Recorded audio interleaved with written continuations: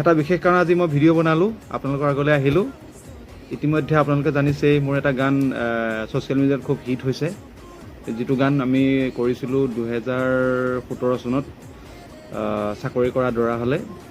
গীতটো একচুৱেলি দুজন ল'ৰাই মাজুলীলৈ গৈছিলে ফেৰীত, তো তেওঁলোকে গীতটো গাইছিলে ঢোল বজাই, দুটা গ্ৰুপ তেওঁলোকে মিলি পেলাই। সেইটো তেওঁলোকে ৰীল বনাই পিনি ফেচবুকত দিলে আৰু সেইটো প্ৰায় 1 মিলিয়ন প্লাছ ভিউ হৈ গ'ল। তেওঁলোকৰ সমান্তৰালভাৱে মোৰ গীতটো ভিউৱাৰ্ছ বাঢ়ি গ'ল। মোকো দুটামান চেনেলে মাতিলে, এটা ইণ্টাৰভিউ ইতিমধ্যে ওলাইছে আৰু দুটামান ওলাব। তো মই সুখী হৈছোঁ, ভাল লাগিছে, আৰু সেই ভাল লগা ক্ষণবিলাকত আপোনালোকৰ লগত মই শ্বেয়াৰ কৰিব বিচাৰিছোঁ।